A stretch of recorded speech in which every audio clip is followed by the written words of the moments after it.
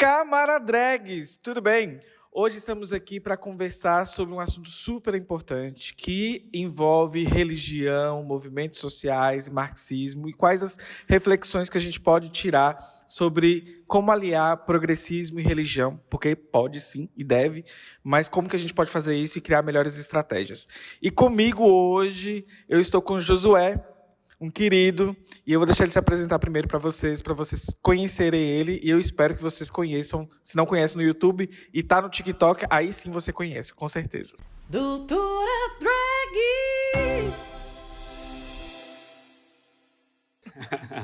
Obrigado, Dimitra, obrigado. Gente, tudo bem com vocês? Espero que vocês estejam bem. Eu sou Josué, sou professor de História e de Geografia, atuo na Zona Sul de São Paulo, na periferia, dando aula para aquela molecadinha que ainda está ali se desenvolvendo. Hoje a gente vai trocar uma ideia sobre questões de religião, porque eu sou cristão, faço parte de uma igreja progressista afirmativa chamada Igreja Bethesda em São Paulo. Atuo na periferia, lá em Jardim das Fontes, em Parelheiros, como líder dos adolescentes lá, que a gente vem fazendo um trabalho magnífico, um trabalho de base que é muito necessário enquanto uma igreja progressista. Enfim, gente, uma coisa que quase ninguém entende é que existe divisão entre cristãos e protestantes, por exemplo, existe uma divisão. Pelo que eu entendo, basicamente, a gente sabe que Igreja Batista e Igreja Presbiteriana é uma das alas progressistas, mas dentro da igreja também existe disputa. Eu sei que é algo mais ou menos assim que funciona, né? Sim, com certeza. Historicamente, se a gente vai falar sobre o âmbito protestante no Brasil, historicamente, os primeiros protestantes, quando chegaram aqui no Brasil, por volta de 1557, lá no Rio de Janeiro, foram protestantes calvinistas, né? Foram protestantes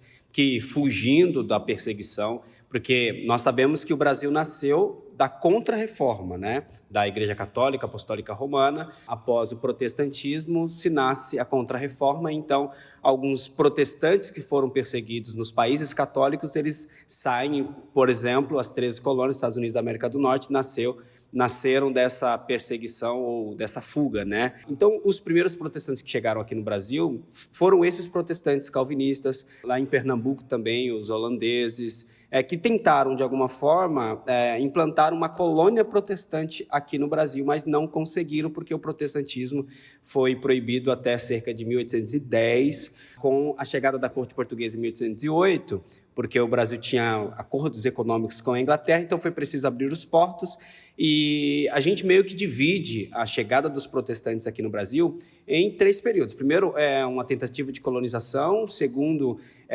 uma tentativa de chegar esses imigrantes que vieram para cá após a abertura dos portos. E a terceira, como missão mesmo, né, de catequizar, fazer aquilo que os católicos fizeram com a colonização. Dentro dessa ala protestante, existe uma divisão muito grande no sentido de, existe mais teologia conservadora do que progressista. E aí eu não estou dizendo que não existe progressismo no Brasil, existe muito ainda. Tem gente muito boa, intelectuais muito bons, que produzem livros, enfim, uma literatura muito boa para a gente pensar numa teologia progressista. Mas a teologia progressista no Brasil, ela, desde o seu princípio, ela é demonizada por essa ala conservadora, por essa ala batista, por essa ala presbiteriana e por essa ala assembleiana até. Quando a gente fala sobre, por exemplo, os assembleianos, eu sou de origem assembleiana, meu pai é pastor assembleiano, nós falamos de algo que é relacionado a população, né? A galera que vive na periferia. Você vai para a periferia, por exemplo, você não encontra muitas igrejas presbiterianas, certo? O que você encontra são igrejas, Assembleias de Deus. A maioria dessas igrejas Assembleia de Deus são igrejas que já estão ali no neopentecostalismo, né, que estão já bebendo de uma teologia mais voltada às suas questões econômicas, né, para tentar suprir de alguma forma. Teoria da prosperidade, para tentar suprir de alguma forma. Então, respondendo a sua pergunta, dentro desse movimento evangélico, e eu até digo, né, que eu não me considero um evangélico, porque eu acredito que o evangélico é um movimento político.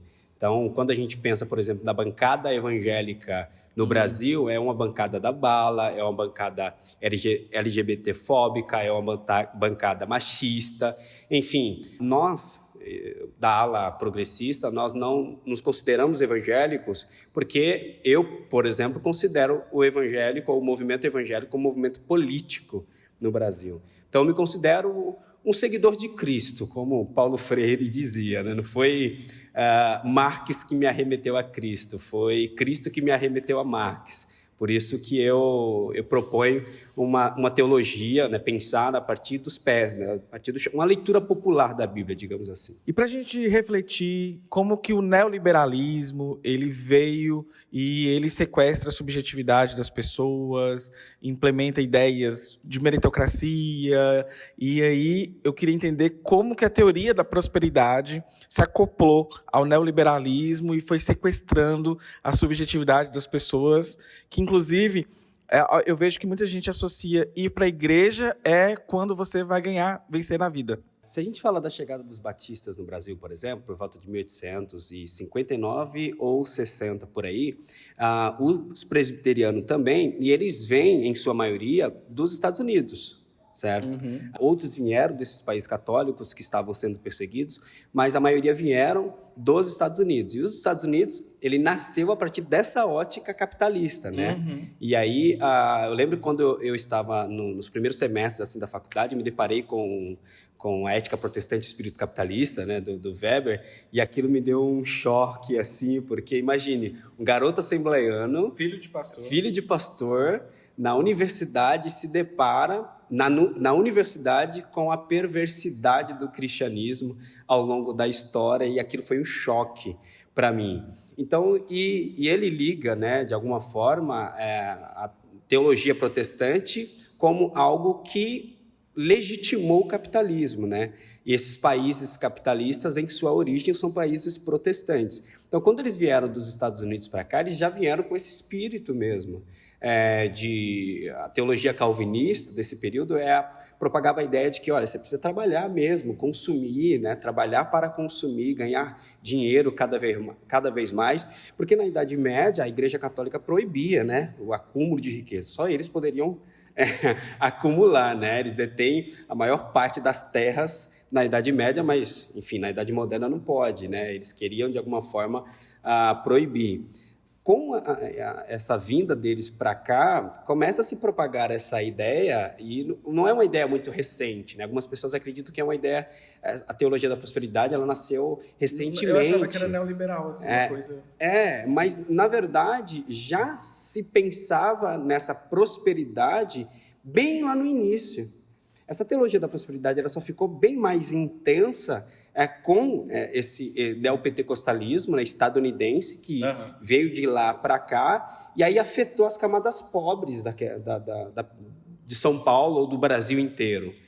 Quando afeta essas camadas pobres, aí não é só essa teologia elitista, porque quando se propagava uma ideia da prosperidade, lá no início era para a elite, né, uma elite protestante. E não é à toa que essa elite protestante não era a favor da abolição da escravatura, né? Porque pensava em cada vez mais consumir, cada vez mais ganhar dinheiro. Só que quando essa teologia da prosperidade afeta a quebrada, afeta a população mais pobre, e aí a coisa começa a ficar um pouco mais complicada.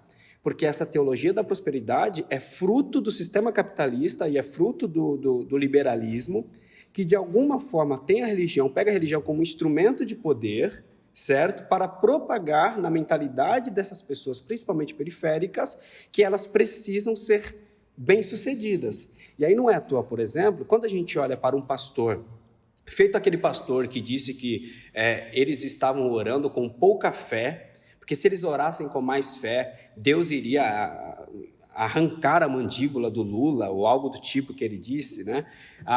Quando ele vem com esse teor intelectual, porque ele é contra a teologia da prosperidade, ele critica a teologia da prosperidade, certo? Mas a estrutura do discurso dele é uma estrutura ligada à teologia da prosperidade, porque ele está falando sobre a perca de fé, está falando sobre uma população que não tem mais fé. E a teologia da prosperidade, ela utiliza-se dessa falta, entre aspas, de fé das pessoas para propagar uma ideia de que aquelas pessoas precisam consumir. E aí coloca no coração dessas pessoas, na mente dessas pessoas, que um pai, a mãe, o filho está doente porque ela não está sendo amada por Deus ou porque ela não está fazendo algo que merecesse algo, sabe? E aí quando alguém chega e diz assim, olha, é o seguinte, você precisa ter fé para dar o teu carro para a igreja. Porque se você ter fé, Deus vai curar o teu filho que está com câncer. E aí esse poder do discurso na quebrada, onde muitas vezes o Estado falha, quem entra é a religião. E, infelizmente, essa não é uma religião, não é uma teologia progressista. Dificilmente, eu não estou falando que não exista, tá, pessoal? Mas dificilmente você vai ver uma igreja progressista na quebrada. Não tem. Porque a maioria das igrejas progressistas, mais voltada a uma leitura popular da Bíblia, estão mais em áreas mais isoladas do centro, em áreas mais intelectualizadas, digamos assim, porque, em sua maioria, as igrejas da periferia são igrejas conservadoras, porque a estrutura religiosa daquele local é voltada a essa mentalidade de que, olha, eu preciso ter fé. Eu sou um sujeito, eu e meu irmão, Moisés, nós somos os únicos entre 16 filhos a fazer uma faculdade e a romper com essa bolha conservadora e fundamentalista. Não é à toa que os meus parentes não consomem o meu conteúdo. Por quê? Por quê? Porque eles estão inseridos dentro daquele mundo conservador religioso. Então, ou seja, e aí fazer esse trabalho de base, que é olhar para minha mãe, trazer uma outra vertente, sabe, um outro tipo de teologia, é algo que precisa ser diário. Porque minha mãe não acessa o meu Instagram porque ela não sabe ler, por exemplo. Ela não tem acesso ao Facebook, ao Instagram. Então, essa propagação de uma outra teologia mais progressista, que acolhe, que ama, precisa ser diária, sabe? Fazendo um trabalho de base. Que é isso que eu acho que falta para alguns intelectuais do ramo da esquerda compreender a necessidade que existe em nós fazermos esse trabalho de base e se alinhar junto com teólogos progressistas que batalham há muito tempo na quebrada, fazendo esse trabalho, porque eu conheço muita gente boa que produz conteúdo progressista, teológico, nas redes sociais, mas essas pessoas não têm a verdadeira credibilidade para isso. A capilaridade de chegar nesses lugares também, né? Infelizmente. Então, a teologia da prosperidade, ela utiliza a necessidade do sujeito periférico, principalmente periférico, para se manter de pé, entende? E aí acaba colocando sobre a responsabilidade desses sujeitos a falta da fé, que é algo que acaba, de alguma forma, deixando todos eles desestabilizados, né? E vira como se fosse uma nova roupagem, apesar de ter raízes anterior ao neoliberalismo, mas uma nova roupagem de controle e de ideologia para a pessoa não ver além do que está ali na frente dela, né? Perfeito. E agora, gente, a gente precisa pensar e falar de um assunto extremamente importante, que é Bolsonaro se acoplou aos evangélicos, mesmo não sendo um evangélico, isso aí a gente precisa frisar, e com o declínio da imagem dele agora, a possível votação no TSE e tudo mais, a gente vê emergir a figura da Michelle Bolsonaro como uma representante de Deus. E aí, o que fazer? Isso é algo bem, bem complicado, assim, porque não sei se você se lembra, lá naquele dia do Mendonça no STF, lembra? Daquela oração, né? do falar em línguas, dela pulando, todo mundo reunido. Eu olhei aquilo ali e falei, caracas, aí tem um problema.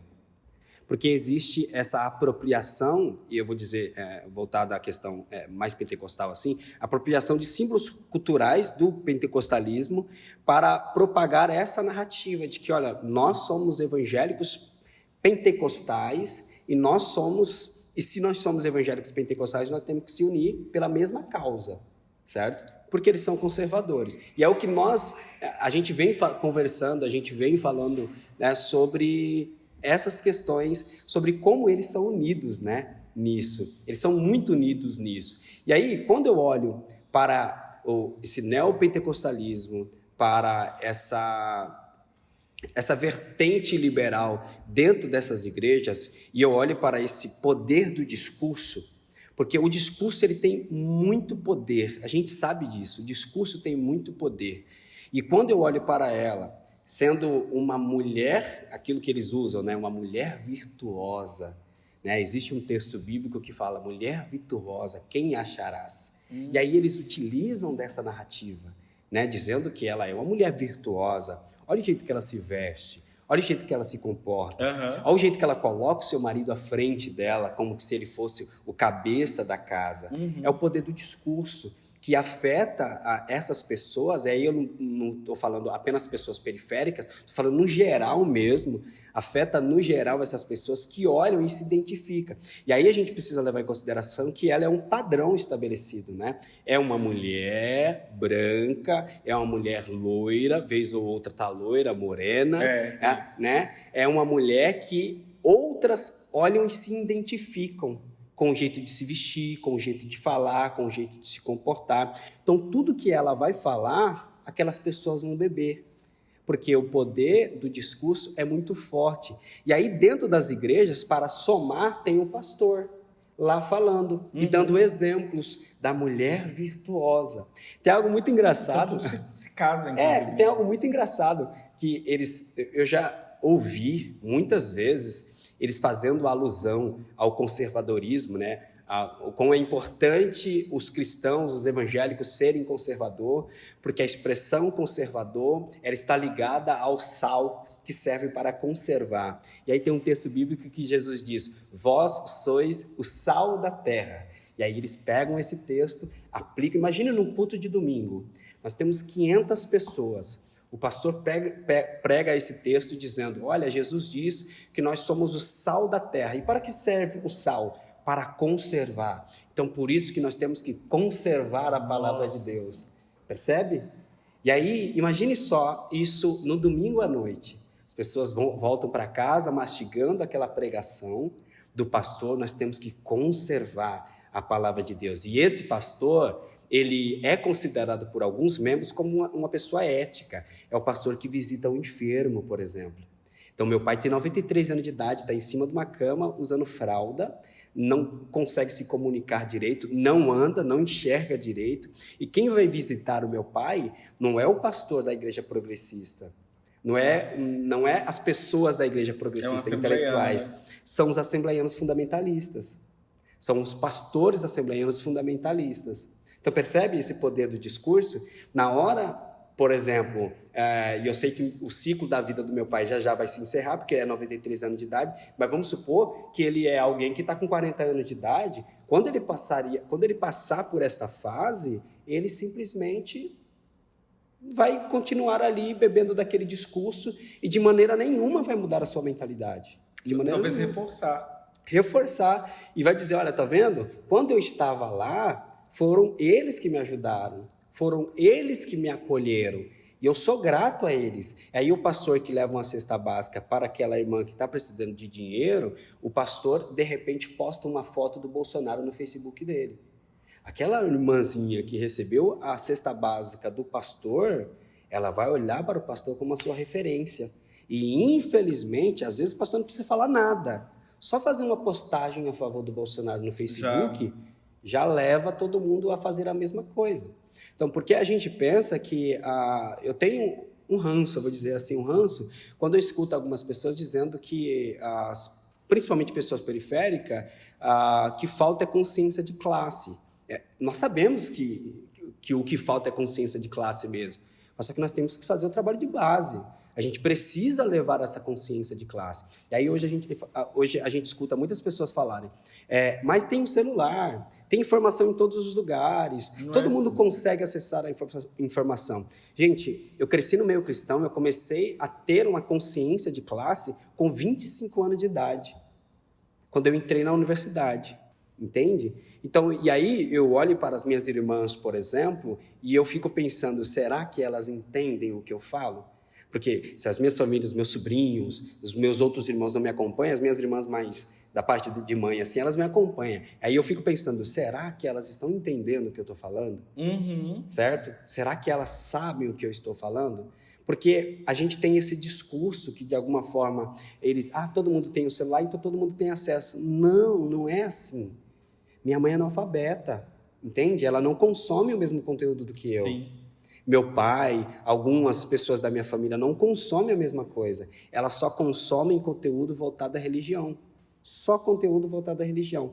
Aí a pergunta é, como que nós vamos afetar essas pessoas se nós estamos a todo instante ignorando essas coisas, dizendo que eles não querem ter acesso. Basta, por exemplo, eu postar um texto no Instagram criticando essa ala da esquerda, que de alguma forma acaba...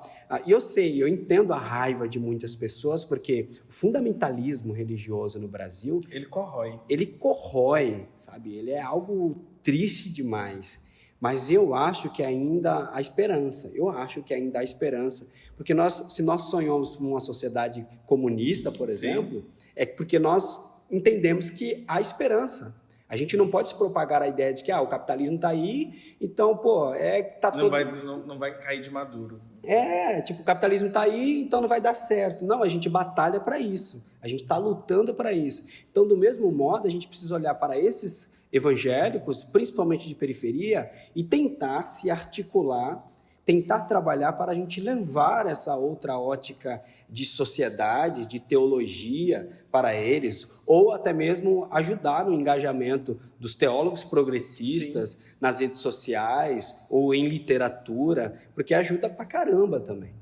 Eu vejo, inclusive, uma ala progressista que coloca tudo no mesmo pacote, e isso é muito errado. Eu acho que deveríamos dividir bem para saber até quais táticas e estratégias usar para cada pessoa, inclusive com os aliados. Eu fico imaginando que progressistas cristãos apanham dos cristãos e dos progressistas. Sim. Eu acho que deve ser um caminho assim muito difícil, mas não impossível. E que bom que existem cristãos progressistas, né? Porque senão aí a gente estaria falando de um cenário extremamente pior. Inclusive no Brasil, eu vi no podcast da Folha que em 10 anos teremos mais evangélicos no Brasil.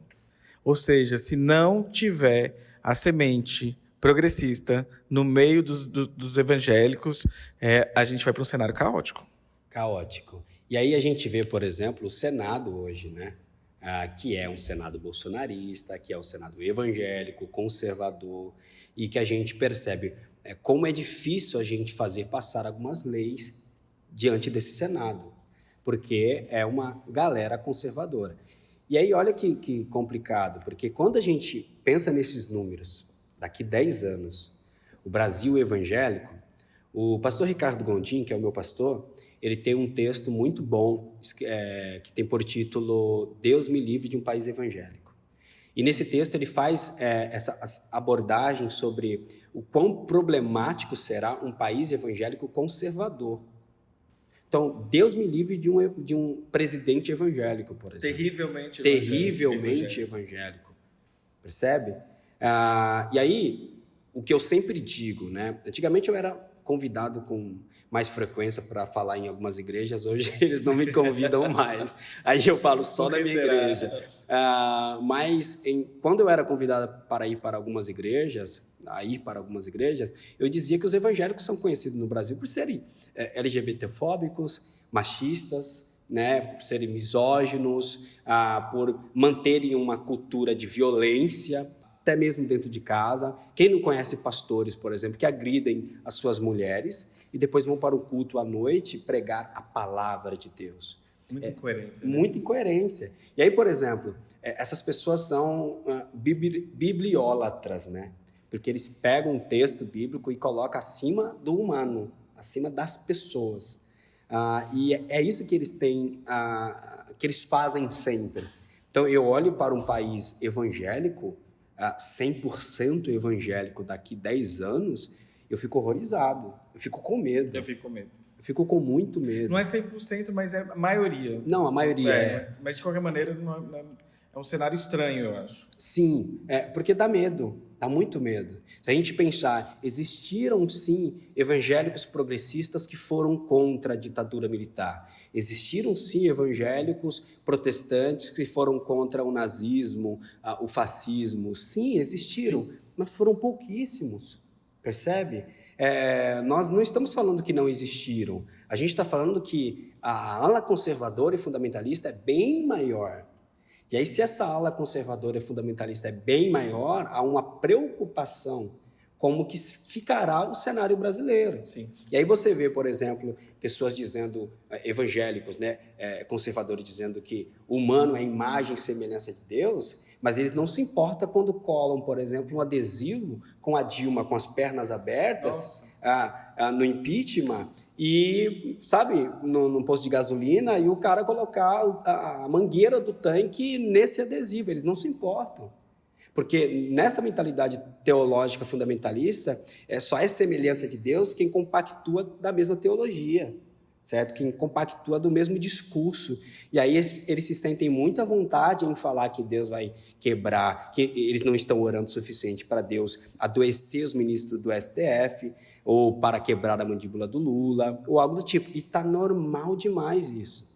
A cada dia você vê pastores indo para as redes sociais dizendo para Deus matar ministro do STF, sabe? E aí eu fico pensando como isso vai ocorrer nas próximas gerações, certo? Porque eu sei que se eu ter filhos e filhas, eu vou ensinar os meus filhos e filhas numa teologia progressista, numa teologia, ou não, se eles não quiserem também seguir a mesma religião, mas a serem comunistas. Sim. Entende? Mas sou eu tenho mais 13 irmãos.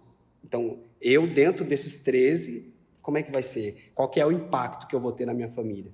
Percebe? Então, eu acho que, para responder essa sua pergunta, eu fico com medo. Eu não quero, de maneira nenhuma, um país evangélico. Eu gostei de você trazer esse texto, Deus me livre de um país evangélico, né? Sim. A resposta está dada e eu agradeço demais, foi ótimo bater um papo com você. Eu acho que aqui no canal eu nunca falei sobre religião. Outro youtuber que já falou sobre religião, inclusive, tirando um pouquinho essa ideia, porque muita gente começa no marxismo e acha que marxismo marxista tem que ser anti-religião, não é bem assim, e é o Chavoso da USP, ele traz uns textos de Rosa Luxemburgo e tudo mais, porque até do próprio Marx, pegando textos do jovem Marx, e não do velho Marx, e aí interpretando que o Marx era contra a religião, porque a religião é o ópio do povo, lembra? E não é bem assim. Então, aproveitar e deixar de ligação para vocês assistirem ao vídeo do Chavoso da USP, que vai ser ótimo. Ok? Obrigadão. Você quer fazer algumas palavras finais? Não, eu só quero agradecer. Muito obrigado. Obrigado pelo convite. E eu espero estar aqui mais vezes para a gente conversar, dialogar aí e pedir para a galera me seguir nas redes sociais, né? Eu estou lá gravando todo tipo de conteúdo, tá, galera? Todo tipo de conteúdo mais relacionado à educação, mas quase sempre eu estou falando sobre teologia também. Perfeito. Inclusive no TikTok ele é grandão, gente. Aí as redes sociais eu vou deixar aqui para vocês acompanharem também. E lembrando, gente, se você quiser nos apoiar, nosso Pix é doutoradrag@gmail.com e nosso apoia-se é apoia.se/doutoradrag. É com esse dinheiro que a gente precisa financiar o canal e contamos com o seu apoio. É isso, beijinhos. Bye!